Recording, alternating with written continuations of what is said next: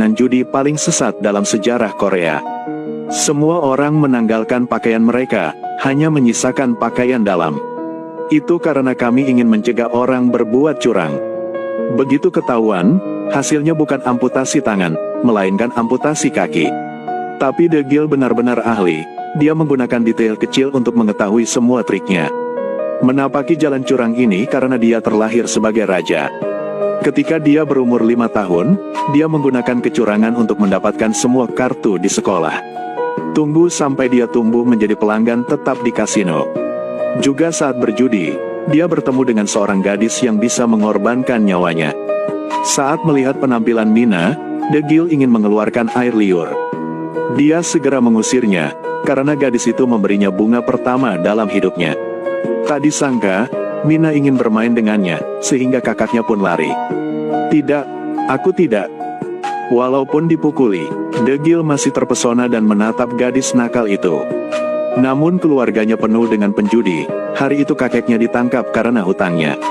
Selama pertarungan, De Gil secara tidak sengaja melukai bos kasino Ah Dwi. Karena untuk menghindari balas dendam Ah Dwi, ibunya segera menggunakan seluruh tabungannya untuk membiarkan putranya melarikan diri. Sebelum berangkat, dia pergi menemui Mina untuk terakhir kalinya. Pada saat yang sama, dia berjanji bahwa dia pasti akan mendapat kehormatan menikahi gadis itu. Apakah kamu melamar? Betul. Imut-imut sekali. Apakah ingin ciuman di mulut? Tidak. Jadi lain kali saja. Begitu saja, De Gil dengan sedih meninggalkan kota ini. Dia mengandalkan sepupu jauhnya Charlie. Tanpa diduga, anak ini bukanlah lampu yang kehabisan minyak. Ia menemukan pekerjaan De Gil di kasino. Ada ketertiban yang ketat di sini, bahkan ketika polisi datang untuk menggerebek. Semua pelanggan akan mendengarkan instruksi tim. Lalu keluar dari pintu, lalu lagi karena mobil sudah siap.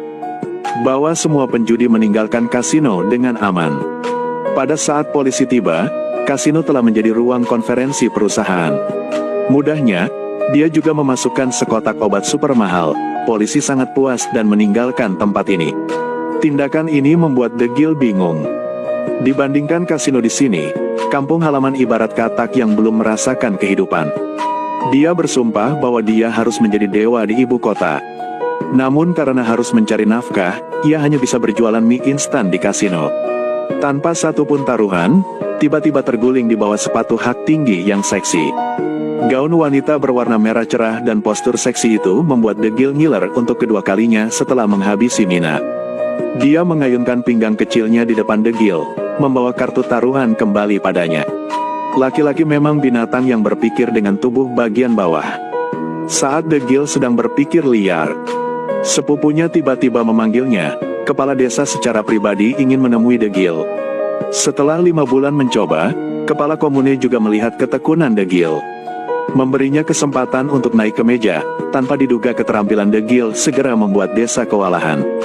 Setelah menang untuk beberapa penjudi, dia kehilangan semua celana dalamnya, dan sejak saat itu, dia juga mendapatkan dukungan dari kepala tempat ini. Baik itu biksu atau taipan, tidak ada yang bisa berjalan di bawah tangan De Gil. Bahkan ketua komune yang melihat patung emas itu lebih dari 1 kali pun menunjukkan ekspresi puas. Sejak saat itu, De Gil menjadi kartu truf kasino, sementara sepupunya menjadi pelayan yang menyajikan mie instan. Bahkan wanita cantik di kasino pun tidak bisa lepas dari tangan De Gil. 1 kali mabuk, dia membuat Tringin menjadi Mina. Mereka berdua mengalami ledakan kemarahan yang tidak mungkin bisa dibersihkan lagi. Tapi kepala komune juga mengincar wanita ini. Presiden adalah seorang janda, dia mewarisi kekayaan mantan suaminya lebih dari 100 miliar. Kepala komune ingin memasang jebakan untuk mengambil uang itu sebagai miliknya, tugas yang sangat penting. Tentu saja itu akan berada di pundak De Gil. Beberapa orang mendiskusikan rencana tersebut. Pertama, biarkan perkiraan memenangkan uang tunai 1 miliar. Hal ini membuatnya kehilangan akal sehatnya dengan sangat cepat. Namun De Gil melihat semakin banyak uang yang diambil darinya. Dalam hatiku semakin khawatir. Lagi pula dia adalah wanitanya. De Gil tetap mau tidak mau menemui presiden. Pada saat yang sama, dia menceritakan rencana kepala desa. Sebelum pergi, dia secara khusus menyuruhnya untuk tidak pergi ke kasino lagi.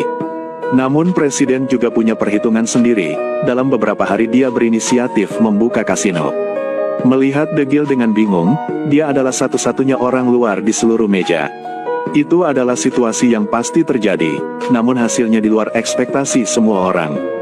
Dia sekali lagi memenangkan uang tunai 20 miliar, dan kepala komune juga bangkrut dan menutup kasino. Degil dan sepupunya hanya bisa mengikuti bos lainnya. Empat Mata juga seorang penjudi yang reputasinya tersebar luas.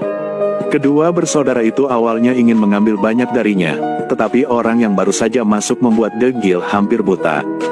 Dia ternyata adalah Mina yang sangat dirindukan Degil. Yuk simak keindahan kasino Korea selanjutnya. Apakah kalian berdua saling kenal? Tahu saya? Tidak. Orang asing bertemu untuk pertama kalinya. Sudah saya bilang cakep banget. Kemudian keempat matanya bersentuhan lagi. Gadis itu berdiri dengan sukarela, dia sengaja membuka jendela. Gambaran sejuk di bawah laguna langsung menarik perhatian Degil. Ini juga sangat mempengaruhi pikirannya. Tanpa diduga, Degil sejak saat itu tidak memenangkan satu pertandingan pun. Dia tidak hanya kehilangan semua uang yang dibawanya, tetapi dia masih berhutang 10 miliar. Melihat para preman di luar pintu, dia tidak bisa tidak menandatangani surat promes. Mina pun mengikuti Empat Mata dan meninggalkan tempat ini, tapi dia tidak pergi sendiri. Tiga Mata secara alami membawa bukti bola bali Degil dan presiden kepada ketua komune lamanya. Dia mengira Degil dan mereka berdua telah menipunya bersama-sama, seolah-olah kepala desa menggunakan Empat Mata. Memotong salah satu ginjal Degil, dan memotong tangan kanannya, mengikatnya seperti anjing. Sejak itu, Degil berkeliaran di jalanan dan ingin membalas dendam kepada kepala desa. Tanpa diduga, Empat Mata tiba-tiba melihat ke dalam dan melihat keluar, melaporkan kepala komune ke polisi. Sejak itu, Degil hanya perlu memakan sisa nasi dan sup orang lain untuk bertahan hidup. Saat dia sangat cacat, Mina tiba-tiba muncul. Dia pertama-tama mengajak Degil keluar untuk makan lengkap, dan pada saat yang sama memberinya sejumlah uang untuk melarikan diri. Degil masih memiliki wajah untuk menolak. Namun perkataan Mina selanjutnya membuatnya patah hati. Ternyata sepupu dia berkolusi dengan Empat Mata. Saat Mina membuka jendela untuk memperlihatkan celana dalamnya, Degil pasti akan tertarik. Jadi keduanya diam-diam berganti kartu. Dia sangat marah pada sepupunya karena menjualnya. Berbalik untuk menyembunyikan sisi buruknya, tapi Mina mengikuti di belakangnya. Degil masih ingin mencari Empat Mata untuk membalas dendam, namun ditampar oleh Mina. Pada akhirnya, dia menerima kenyataan dan meninggalkan ibu kota. Jika kamu masih hidup, hidup ini akan menjadi milikku mulai sekarang. Tapi anjing tidak bisa berhenti makan kotoran. Dia tidak tahu apa-apa kecuali berjudi. Dia lumpah. Trik kikuk itu ditemukan saat itu juga. Kau mau mati? Apakah menurut Anda jika Anda memberi saya sepasang angka 9, saya akan sangat senang. Itu sepasang angka 8, apakah kamu ingin membuat sepasang angka 10 yang dapat menyapu bersih meja? Lepaskan saya. Sedikit jujur. Paman, buka postingan anak ini. Tidak ada yang salah. Jadi, apa milikmu? Punya saya. Juga bukan. Kasih saya lihat tangan kau. Lihat tangan. Hei, saya cacat. Trik Degil membutakan. Dia pasti tidak akan salah saat membagikan kartunya sendiri. Satu-satunya penjelasan adalah paman ini adalah ahli tersembunyi. Mereka yang tidak memiliki bukti hanya bisa memaafkan Degil. Dia segera mengejar pamannya, tetapi pria itu tidak mau memperhatikannya. Degil sangat pintar, melihat orang-orang di meja keluar. Segera menaruh 2 gumpalan uang ke tangan pamannya. Hal ini mengubah fakta bahwa keduanya adalah kelompok yang sama. Melihat para penjudi mengejarnya, sang paman tidak punya pilihan selain meninggalkan tempat ini bersama Degil. Sejak saat itu, Degil mengikutinya terus-menerus, bersikeras untuk memujanya sebagai gurunya. Anak laki-laki ini memahami cara memperlakukan orang dengan sangat baik dan melayani tuannya sepenuhnya. Pamannya akhirnya setuju untuk menerimanya sebagai muridnya, tapi dia tidak mengajari Degil trik apapun. Tapi tetap mengajarinya cara memandang orang. Ekspresi dan mata setiap orang mewakili sinyal tertentu. Mereka tidak tahu bahwa mereka sedang mengungkapkan pikiran batin mereka. Kemudian mengajak Degil dari kasino keluarga terkecil untuk memulai melihat semua teknik curang dan transformasi wajah. Tanpa disadari, ribuan keterampilan Degil mencapai puncaknya. Namun hari itu dia tidak sengaja bertemu dengan sepupunya. Saat ini dia sangat menderita. Melihat Degil ingin memukulnya dengan tongkat, sepupunya tidak punya pilihan selain mengungkap plot komunitas saat itu. Semua orang penipu, hanya Degil yang tertegun di dalam. Sejak dia memasuki kasino, dia menjadi sasaran gangster. Termasuk presiden yang juga diundang oleh komune.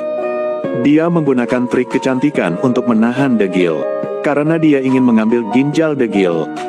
Perubahan menjadi kepala desa, yang lebih dibencinya adalah, setelah dia meninggalkan ibu kota. Mina, karena dia menyelamatkannya, keempat matanya dijual kepada orang lain. Degil mengambil uang itu dan ingin menebus dirinya untuknya. Tak disangka, bosnya ternyata adalah Ah Dwi yang pernah ditusuknya. Di mana Mina? Apakah Anda memiliki kualifikasi untuk bernegosiasi dengan saya? Mina di mana? Jual Mina ke saya. Melihat Degil mengeluarkan begitu banyak uang, Ah Dwi memberinya kesempatan. Minta Degil dan Mina untuk bertaruh. Karena untuk menghindari kecurangan, semua orang mengunci salah satu tangannya. Jika kalah, tinggalkan tangan kanan dan pergi. Bodoh, bukankah aku sudah bilang padamu untuk tidak kembali? Hidupku adalah milikmu, kemana aku bisa pergi? Kau akan 100% kalah. Aku hanya menatap matanya. Kita pergi keluar bersama. Pertama, Mina akan menarik kartunya terlebih dahulu. Siapapun yang memiliki skor tertinggi akan menang. Ketika tiba giliran Degil, dia perlahan membalik-balik kartunya. Hingga pupil mata Mina mulai goyah. Degil tidak ragu-ragu dan memilih kartunya. Mina tidak mengecewakan ekspektasi dan mendapatkan pair 9. Tepat saat Ah Dwi merasa pasti menang. Degil membalikkan angka 10 lagi. Kamu berani mempermainkanku? Apa kamu yakin aku akan memotongmu? Semua orang diam untukku. Keluarkan kertas hutangnya. Potong tanganmu terlebih dahulu.